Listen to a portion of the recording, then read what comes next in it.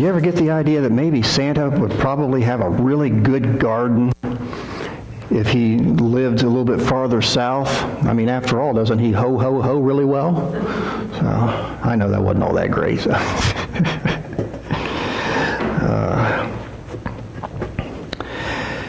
As we get into our message this morning, let's go to our opening passage, Luke chapter 2, beginning with the first verse where we read, "In those days, Caesar Augustus issued a decree that a census should be taken of the entire Roman world. This was the first census that took place while Quirinius was governor of Syria.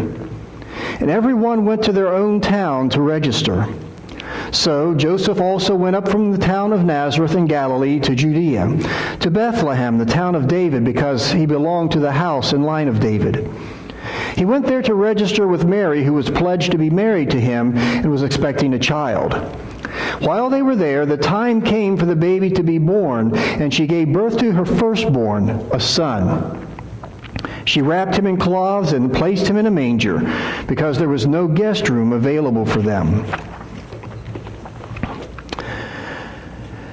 Most small towns like Bethlehem didn't actually have an inn. It was common for many homes to have guest rooms which were available for travelers to rent or for visiting family. And the room was usually kept ready so that unexpected guests could be welcomed immediately.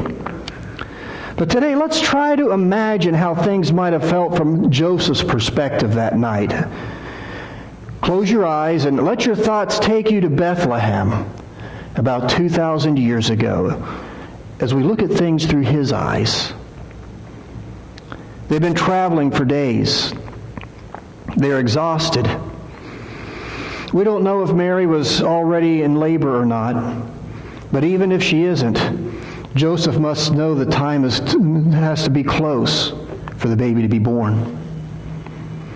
Just ahead is Bethlehem. He breathes a sigh of relief as he thinks to himself, finally here. All that is needed now is to find a room and get Mary inside where she can rest. There's a sense of urgency because she's so tired.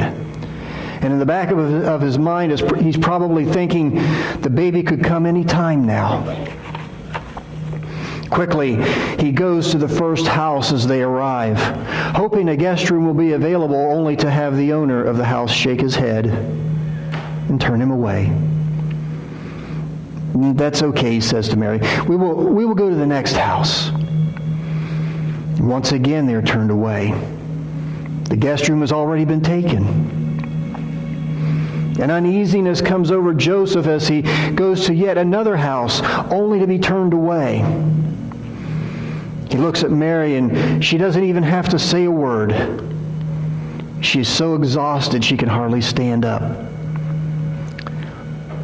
Panic begins to set in as they go from house to house, only to find that all of the guest rooms are taken. And fear begins to set in as Joseph begins to contemplate their situation.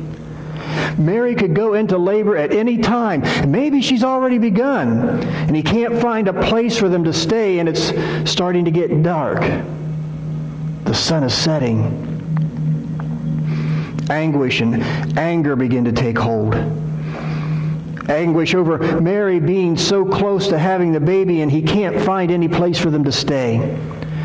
Perhaps he's even beginning to feel like he's failed her, failed God. And then there's the anger. Anger at Rome because the decree forced him to take Mary on such a long, treacherous, and exhausting journey when she was so close to having a baby. And so he finds himself surrounded by feelings of anguish, guilt, anger, and fear.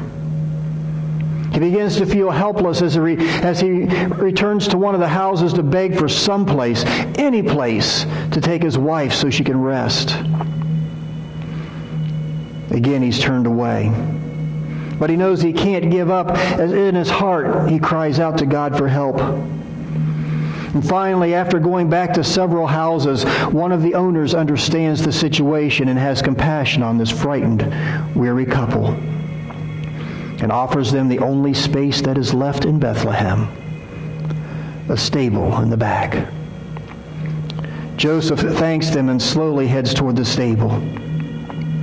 Tears are flowing down his cheeks as he thinks to himself, what a lousy place for him to have to take his pregnant wife to rest and sleep.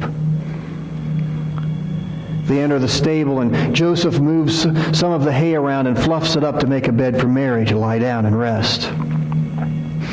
And once she's settled in, he begins to make a place for himself beside her. He lies down. He's so exhausted and tries to sleep, but he can't because he's so upset at the fact the only place they could find to stay was in a stable. Mary's voice seems to ease his mind and calm him a bit as she whispers, "It's okay. It's not your fault all of the guest rooms were taken." And after lying there awake for quite some time, he finally drifts off to sleep. But it seems as if he's just fallen asleep a few seconds ago when he feels Mary nudge him. He stirs, trying to wake up. "It's time," she says.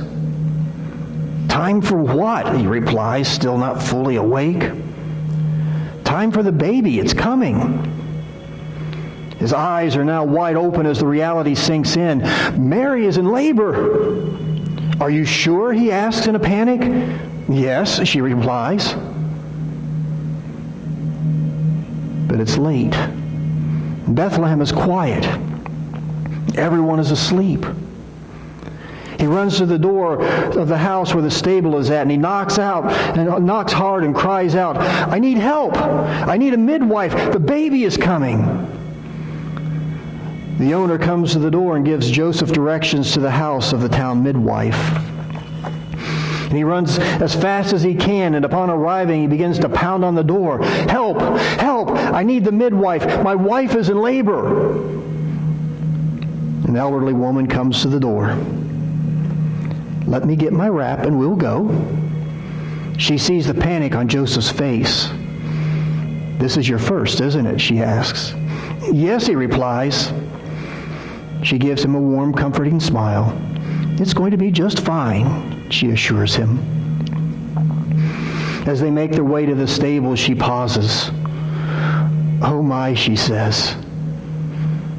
"Yes, I know," Joseph responds. "We're from Nazareth and are here for the census, and this was the only place we could find." The midwife shakes her head and then turns to Joseph. "You wait here," she tells him as she makes her way into the stable. Joseph leans back against the stable and slowly sinks to the ground. He holds his head in his hands, his mind filled with questions. He begins to think out loud. It's not supposed to happen like this. Why? Here in a stable of all places.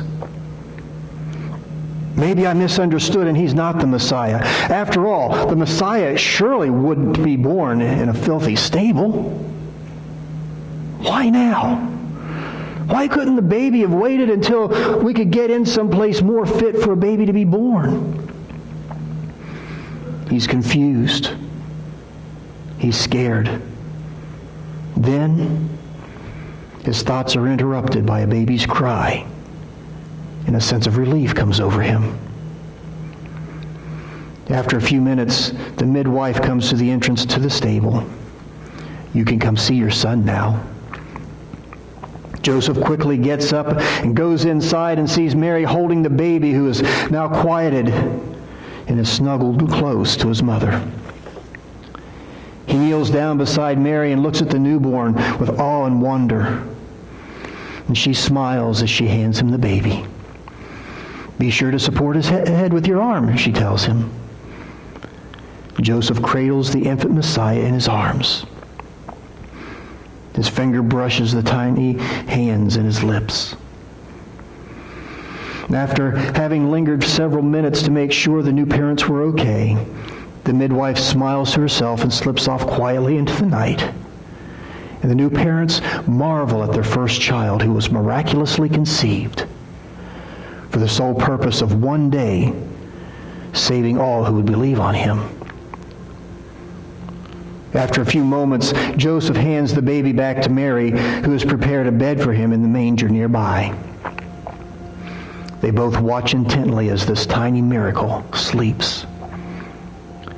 But Joseph is still troubled by the thought that he was born in a stable, that he should have been born somewhere else, someplace where everyone would know that the Messiah had been born. No matter how hard he tried to put his mind at ease, the thoughts kept haunting him and troubling him. How will anyone even know that he's the Messiah if he was born here with no one around to let the people know what happened? After all, who would believe me, a poor carpenter, claiming his son is the Messiah? The baby continues to sleep, and Joseph's eyes are beginning to become heavy. But he just can't seem to sleep. Mary encourages him to try, but his troubling thoughts continue to flood his mind, and the awe of this newborn that he will raise as his own son keep him awake. Then he hears a noise just outside the stable. He gets up to see what it is. Hopefully it's not thieves looking for an easy target.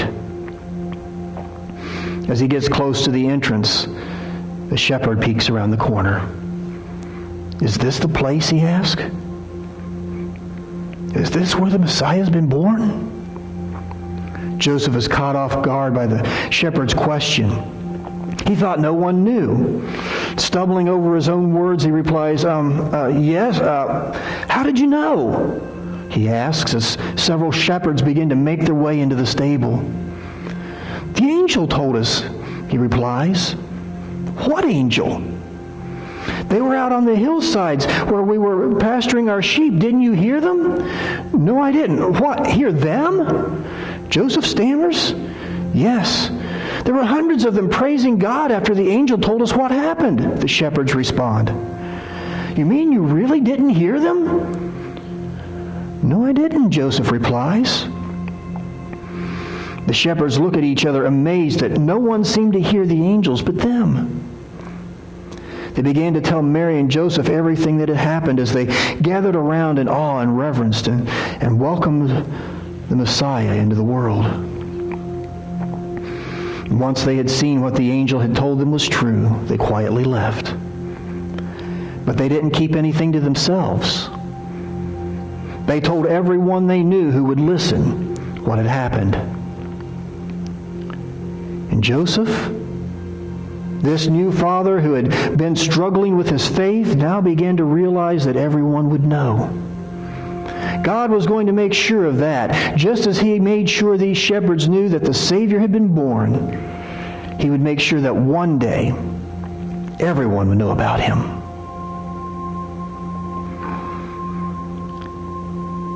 Thousands had gone to their hometowns for the census. We have no way of knowing how many made their way to Bethlehem. But we know that it was enough that all of the guest rooms were taken when this couple who were expecting their first child arrived. For them, it was more than a journey to comply with a Roman decree. It was part of, if you would, a journey of faith. It was a journey that had begun 9 months before. It hadn't just started on that journey to Bethlehem. It had started 9 months before when they were asked to step out in faith. Each day had been a test of their faith from the moment they became the village outcasts. And they were looked down upon. They were shunned. They were talked about behind their backs. They disgraced their families as far as the people of Nazareth were concerned. People would shake their heads and turn away when they walked by. You see, if you would, they had lived with the shame and disgrace for 9 months. 9 months before the journey had begun. For 9 months, they had to put up with how people treated them. For 9 months, they bore the shame, knowing they had done nothing wrong. And then, to add insult to injury, if you would, they had to travel for days in obedience to a Roman decree just at the time the baby was due. As if everything they had been through for 9 months wasn't enough, now they had to make this journey. Not a day's journey, but many days' journey.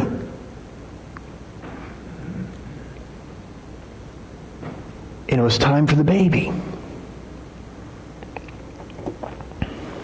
And add to that, the night that the baby was born, if you would, they are stuck in a stable because all of the guest rooms were taken. You can almost kind of begin to imagine how Joseph must have been feeling. After everything they had been through for 9 months, faithfully facing each day, placing their faith in God. And now it's time for the baby, and where are they at? Stuck in a stable.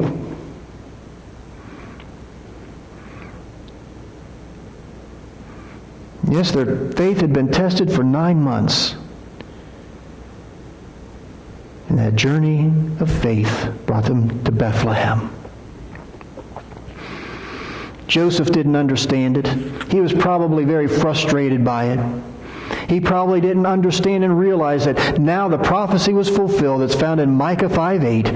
But you, Bethlehem Ephrathah, though you are small among the clans of Judah, out of you will come from me one who will be ruler over Israel, whose origins are from of old, from ancient times.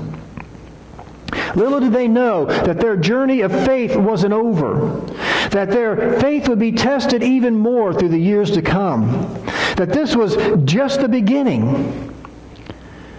Isaiah in chapter 9 gave us a glimpse into what was going to happen just a little bit, where he said, For to us a child is born, to us a son is given, and the government will be on his shoulders. And he will be called Wonderful Counselor, Mighty God, Everlasting Father, Prince of Peace. Of the greatness of his government and peace there will be no end.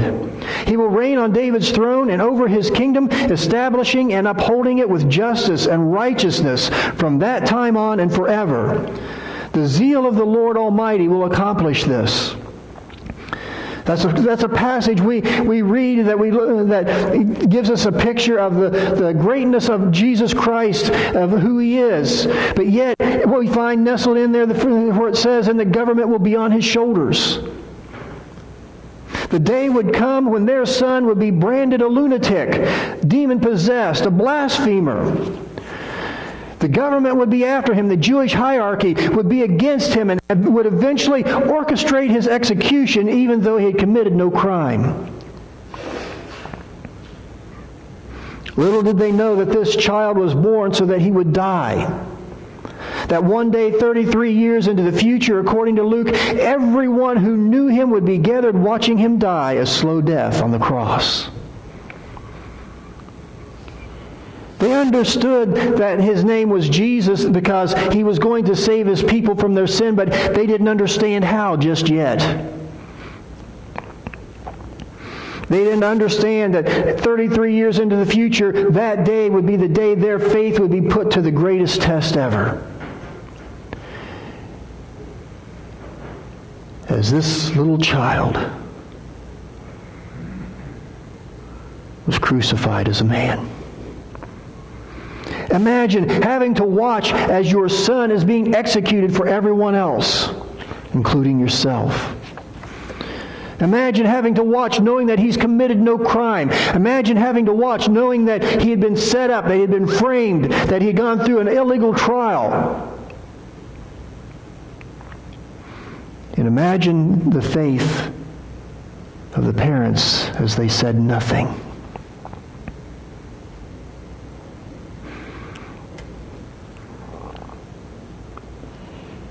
That night they welcomed a baby into the world who would save the world. With absolutely no comprehension of what was ahead. I'm sure they were struggling with just the thoughts of having the task of raising the Son of God. How do you do that? How do you raise God's Son?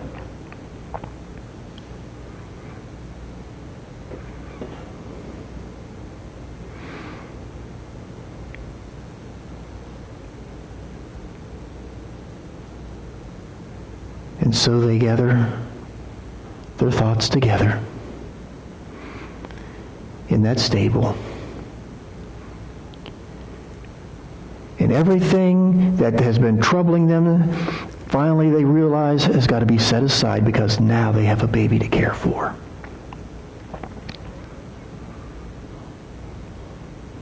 He needs their attention, their focus. And they have no idea what lies ahead.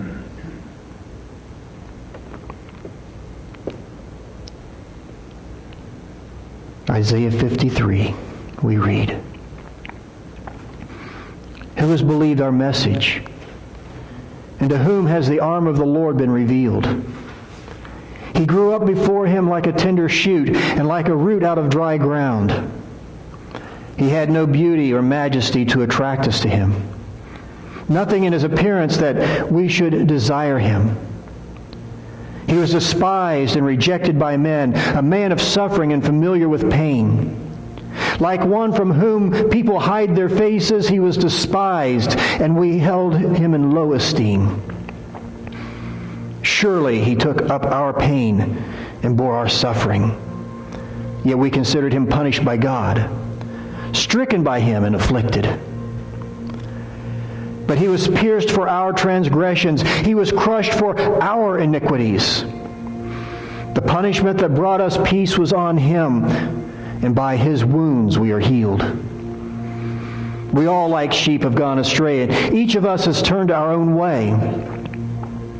And the Lord has laid on him the iniquity of us all.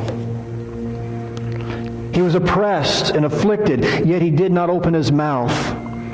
He was led like a lamb to the slaughter, and as a sheep before its shearers is silent, so he did not open his mouth. By oppression and judgment he was taken away. Yet who of his generation protested? For he was cut off from the land of the living. For the transgression of my people he was punished. He was assigned a grave with the wicked, and with the rich in his death, though he had done no violence, nor was any deceit in his mouth. Yet it was the Lord's will to crush him and cause him to suffer. And though the Lord makes his life an offering for sin, he will see his offspring and prolong his days, and the will of the Lord will prosper in his hand.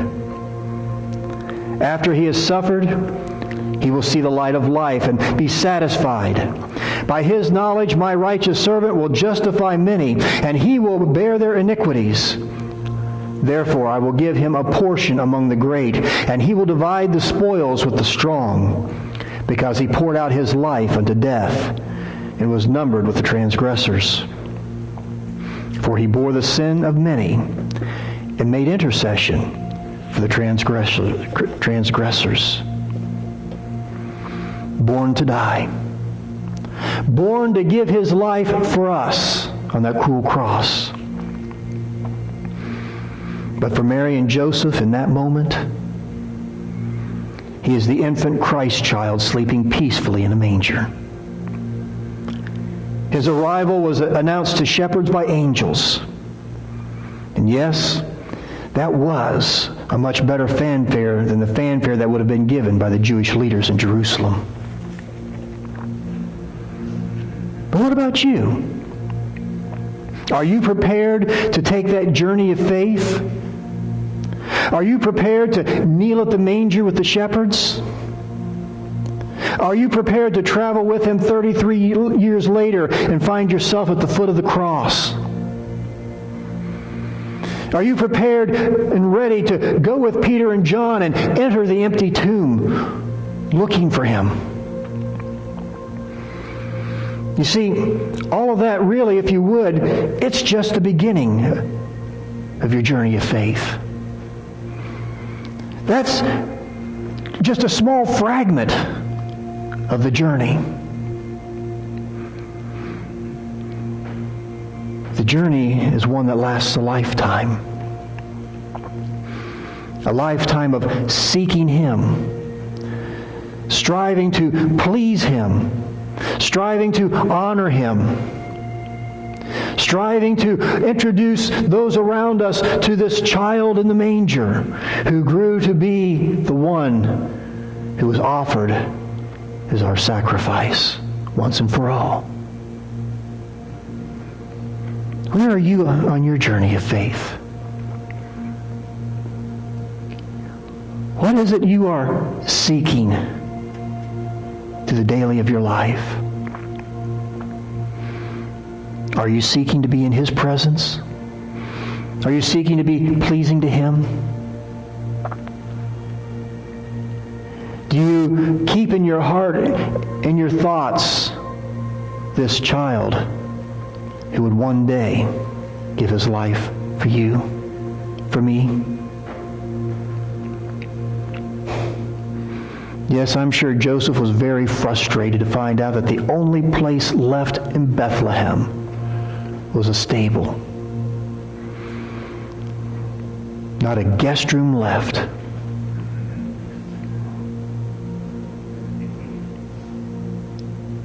But what about you? Do you have room for Him? Is there room in your life for the Christ child? Or is your life cluttered with the things going on around you? Where are you on that journey of faith? Are there some things that you need to unclutter along the way? Do you have room for Him? Would you make room today?